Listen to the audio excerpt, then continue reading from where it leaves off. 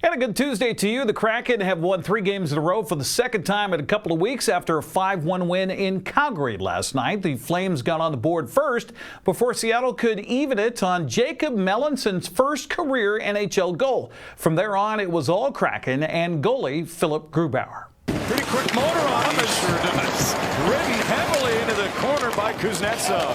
We noticed that last game versus the Kraken. We talked about it a couple of times. Lomberg, he can motor. His shot stopped by Grubauer. Rebound. Klopka scores! But just one of those games where he's got to really fight hard. Huberdeau on the inside. Hooked by Larson. Penalty coming up. Penalty shot.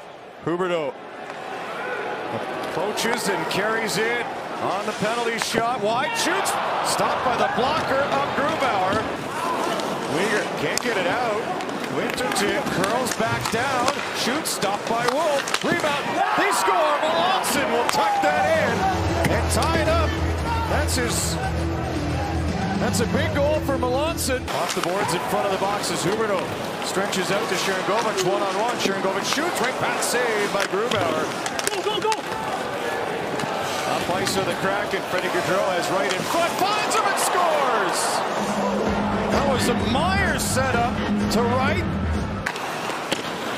Weegar angled one out to center. Dunn will take over. Larson snaps it ahead on the Kakko. Bursting in is Beniers. Kakko to the trailer. Dunn shoots, scores! Top corner shot by Vince Dunn, and it's a 3-1 Seattle lead. 6 skaters on for the Flames. Off the draw, Calgary goes to the line. Frost played it in. Stevenson to Gaudreau. Shoots for the empty net. Scores! Seattle on the front end of a back-to-back. They'll jump on the plane, go to their home ice with the Bruins waiting. Beniers tests Wolf. He'll stop and rebound. They score! Adding one for good measure is Beniers, who makes it 5-1 Seattle. Kraken coach Lane Lambert and players Philipp Grubauer, Shane Wright, and Jacob Melanson talked afterwards about the victory. Well, the third period, I thought we did a really good job of doing things that we talked about, sort of playing and winning hockey. I thought our changes were good in the third. I thought our shift length was good, which to me just completely talks about our team and our team trust for each other. So we, used everybody tonight. Everybody contributed, and I thought our third period was outstanding. We limited their scoring chances, and we capitalized on ours. Second period, we were like a little under the fire there, but we managed to get away and get out of that one with a tie, and it was, I think, a phenomenal third period. Different than the other night, for sure. We were giving them less time and space, and didn't give them time to make some plays. I thought that was incredible, and that's how we need to play. Yeah, that's a great win. Gruby, another unreal game. Mel this first there, and yeah, that's a total team effort for sure. I mean, that's something you dream of as a kid. I mean, like I said before, playing the NHL game is cool, but getting that first goal is unreal, and it's cool that it came from wins, so it means a lot. Seattle's right back at it tonight with a home game at Climate Pledge Arena against the Boston Bruins. They'll drop the puck at 7 o'clock on Prime Video and Kong TV. Well, Seahawks coach Mike Macdonald met with the media Monday following Seattle's 13-3 win over San Francisco to win the NFC West and secure the #1 seed in the NFC. Coach Macdonald says that even though they have the week off, they're still doing some work at the facility in Renton.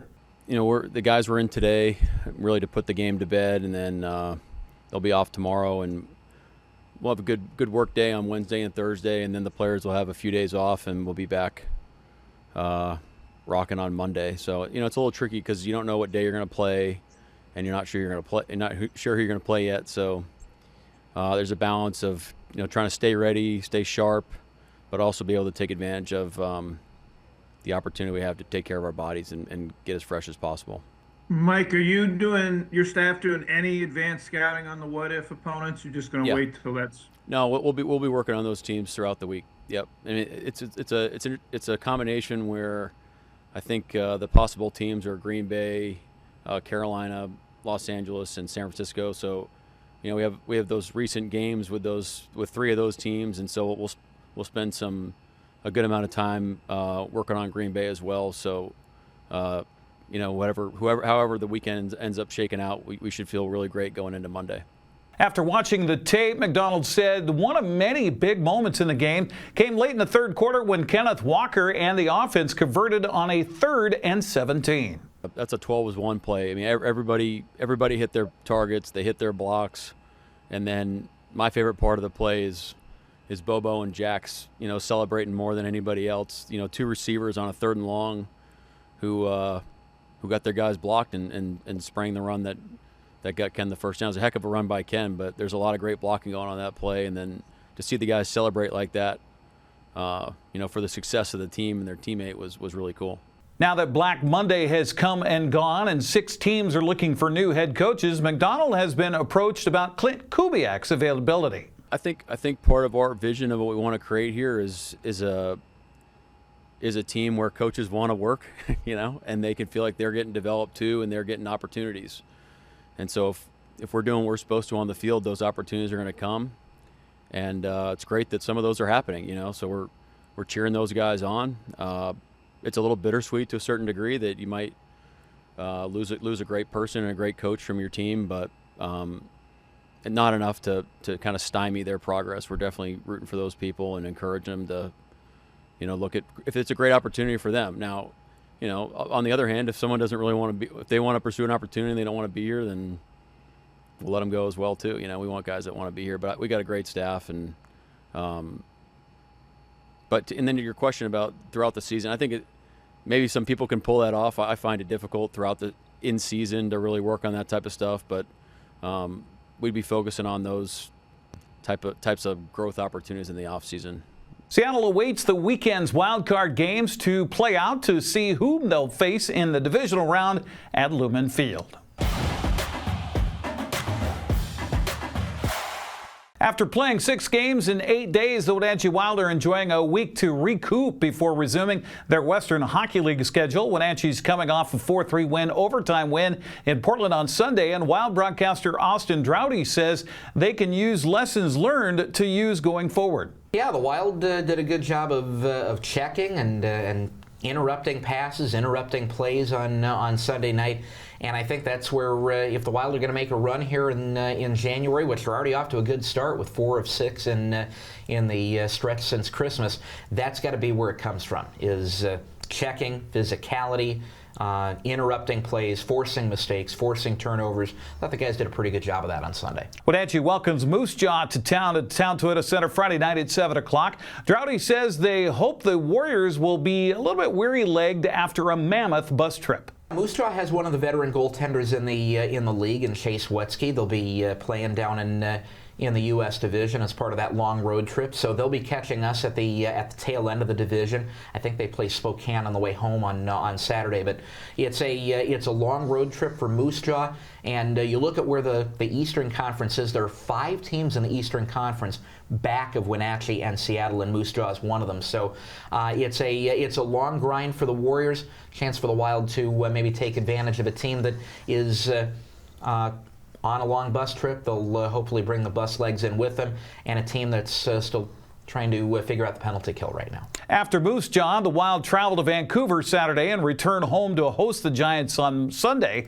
Draude says home ice has historically been quite an advantage. Vancouver, they've played a lot of games. Their schedule is going to be lightening up in the second half, but the Wild get their last looks at Vancouver this weekend, and a chance to take on a Vancouver team that is kind of shuffling the deck here. They traded Cameron Schmidt, the number 2 scorer in the league, for Hyde Davidson, who's been a solid player for Seattle this year, and a truckload of draft picks for the Thunderbirds. So Vancouver is going to be making some adjustments to their lineup. We'll get the first look at their adjustments here this weekend. But also a team that has kind of scuffled on the penalty kill this year.